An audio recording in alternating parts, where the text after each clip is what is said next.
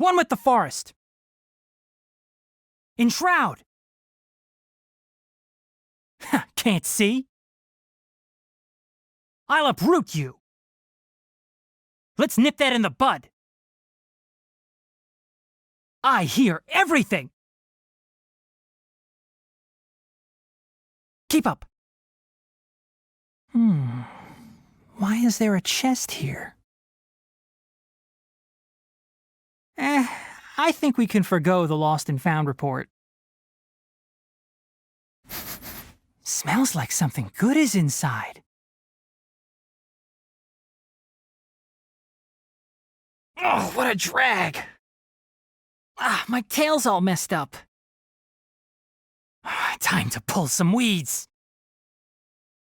Go get yourself patched up. Safety first. Dust to dust. I'm not finished my research. Flowers haven't bloomed yet. Excuse me? Who do you think you are? One thing after another. I'll bury you. I'll lead the way. Who ate a poisonous mushroom this time? Let's go gather some samples. Hi there, I'm Tighnari, Forest Watcher of the Avidya Forest. My duty is to preserve both the rainforest's ecosystem and the safety of its visitors. If this is your first time here, I suggest you first peruse the Avidya Forest Survival Guide, paying particular attention to the chapter distinguishing between edible and poisonous mushrooms. If you press a leaf between dry sheets of paper, you can make an attractive and handy bookmark. Don't be afraid to make mistakes. It's all part of the learning process. The value of knowledge cannot simply be quantified in monetary terms. I'm used to the rain, but you should probably use an umbrella. I applied a plant-based waterproofing oil to my tail. One swish, and it's dry. The thunder's so loud. My head hurts. I don't see weather like this very often. Oh, are you cold? If you want, you can tuck your hands into my tail. My ears! They're going to be blown inside out. It's so hot. Even a mist flower would melt in this heat. Now that I think about it, it wouldn't. But you'll get what I mean. Oh. Listen. That's the sound of dew dripping upon the leaves. During lunch breaks, I like to sit in a tree and admire the sunlight streaming through the canopy. If I'm not careful, I'll fall asleep. Good evening. I'm preparing to go observe bioluminescent flora. Want to come? Get some sleep. I'll be on guard duty. It'll be a good time to write today's patrol log entry. I studied botany in the Amurta Darshan. My academic advisor wanted me to join the faculty after graduation. But to be quite honest, I prefer a somewhat freer research environment. From my observations, the way that the academia handles certain matters leaves much to be desired. Fortunately, my advisor didn't push the issue. Not like that would have worked. Many people think that my kind are loners, and I don't blame them for thinking that. The few of us around are mostly scholars, and we're always chasing our research, so you'd be lucky to spy a single tuft of tail fur in a whole year. Like my father, for example. He's an entomologist, and lately he's been studying the evolution of beetles in the desert. I have no intention of joining him. I'm ashamed to admit that I don't tolerate the sun very well. Prolonged exposure turns my brain and body into mush. I believe that the best way to achieve mutual understanding with someone is to spend time with them. Other methods are less realistic. That's why there is no need to rush introductions. Time will settle everything. Are we officially friends? What, so this sort of thing needs official documentation now? Okay, then. Well, hand over your friendship certificate. I assume it'll need my signature. I remember praying as a kid that if I were lucky enough to receive a vision, it had to be a dendro one. It wasn't because of research. I just wanted to make a vine ladder to reach high-hanging fruit. I've heard about the Aranara for some time now, but I haven't personally seen any. So I remember praying as a kid. I've heard about the Aranara for some time now, but I haven't personally seen any. Sometimes I hear rustling sounds from the forest depths, but they disappear when I go closer. That's a good thing, though. At least they know how to protect themselves. Unlike those stupid adventurers whose first thought when they run into an Avidya leopard is, "Ooh, maybe I'll form an interspecies friendship today."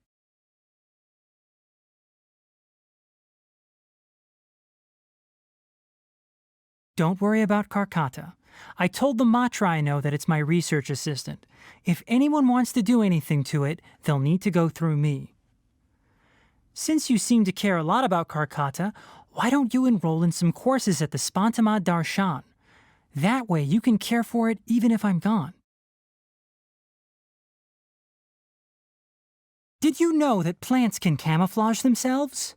Some mimic insects or birds to intimidate their natural predators. Others produce bait to attract pollinators. And still others are obligate carnivores that utilize enticing fragrances or honey to lure in their prey. I feel like I'm not just talking about plants anymore.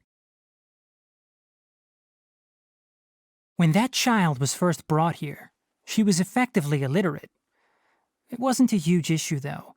She's a hard worker and a diligent student, so she's made good progress. Still, her goal is to learn advanced medical techniques, so she still has a long way to go. She sometimes puts too much pressure on herself. Help her out when you can, would you? Consider it a favor from me as her mentor. Thanks a lot. You want to see Sino? Well, firstly, a word of caution. If he ever comes chasing you down for work-related reasons, prepare for the nightmare of a lifetime. Other than that, General Mahamatra is a high-ranking position, so it usually isn't easy to find him. But he does occasionally go to Gandharvaville to see Kale. As much as he might want to stay unnoticed, he can't fool my ears. After my advisor's rescue, I wrote him a letter to send my regards. To my surprise, he wrote back saying that someone had already given him my regards in person. He ended the letter with a question. The General Mahamatra said he hopes that the sages will enjoy a more tasteful reputation thanks to the efforts of our darshan. Whatever do you suppose he meant by a more tasteful reputation? It's a good question. I'd like to know too.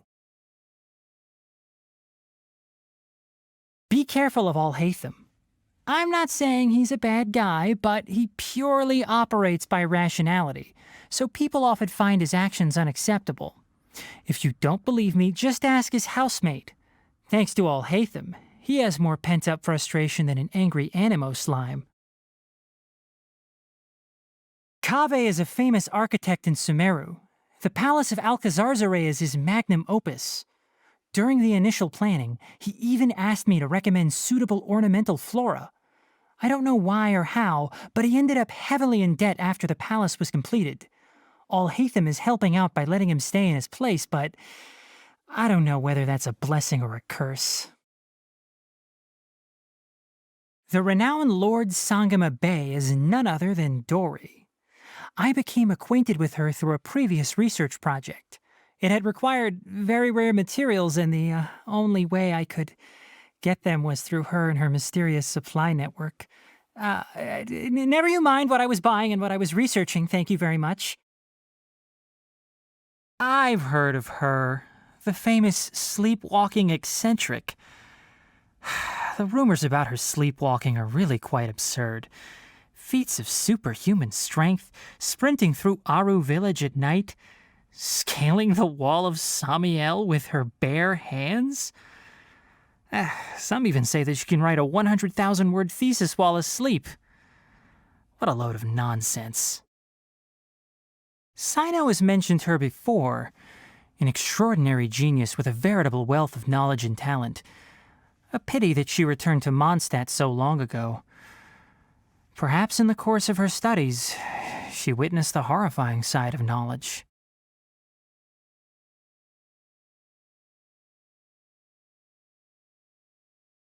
As a student, I once heard this saying, "Plants in the land of Dendro share the same history." It could just be one of those things that people say, but I've always felt there's a deeper meaning to those words. If I meet Lesser Lord Kusanali one day, I wonder if she would explain them to me. Everything happened so fast, and I didn't get the chance to properly thank her. To have a capable and reliable person like her on your side is extremely fortunate. I'm sure she must have many groups trying to persuade her to join their ranks. But she definitely doesn't strike me as the kind of person who would be interested in joining the academia or the forest rangers. So I'll spare myself the inevitable rejection. Madame Faruzan possesses an extensive wealth of knowledge. I often invite her to inspect the mechanisms in the rainforest. The next time she's in Gandharvaville, I hope she doesn't sneak Kale more food. Nutrition is like medicine. Moderation is key. Are you acclimating to the rainforest? I suggest that you keep your eyes and ears open. Take care of yourself, and if anything happens, just flag down a forest ranger. Sometimes I really do envy those simpletons who go around touching and eating anything and everything. In their minds, it must feel like miracles happen every day. To better serve the Avidya forest, I occasionally offer training courses to the forest rangers.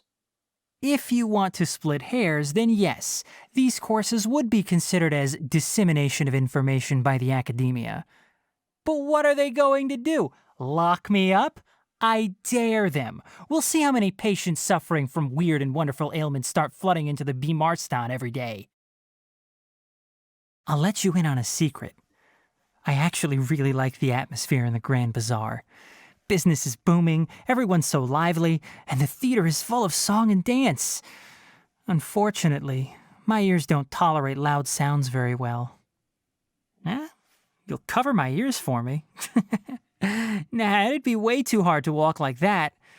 Thanks for the thought, though.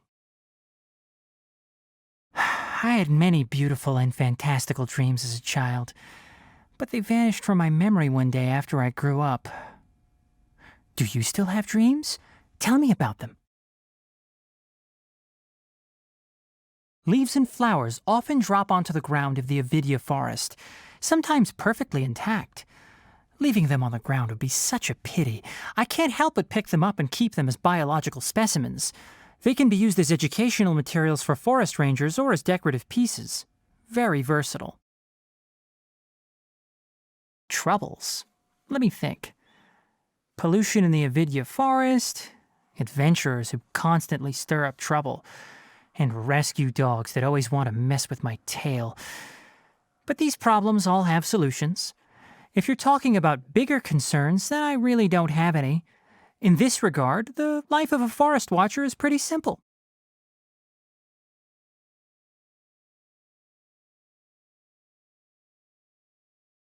This may sound strange, but although the blood of a carnivore runs through my veins, mushrooms are the one food that I can't give up. There are so many species of edible mushrooms. Whether fresh or dried, they all give off a unique scent. Even when stewed with meat, it's the mushroom's aroma that comes out on top. My olfactory system is overly sensitive, so I lack the good fortune to enjoy heavily spiced foods. Quite the shame in Sumeru. Excellent ingredients and impeccable seasoning. In short, it's delicious. Nice flavor pairing. Could you give me a copy of the recipe? I want to put this on the menu for the forest ranger's next meal. Do I need to teach you some new recipes? Happy birthday! I picked out a potted plant in full bloom for you. along with a gardening guide. If anything happens to it, don't hesitate to find me at any time. This plant comes with a Forest Watcher lifetime guarantee. I'll have you know, a lot of flowers are in season on your birthday. It took me forever to choose one. I'll get you a different species next year. Germinating seeds break through the soil and take root. Seedlings grow, reaching out with their branches and leaves. Branches, dotted with flower buds, herald the advent of spring. A rich harvest that will lead to even richer ones.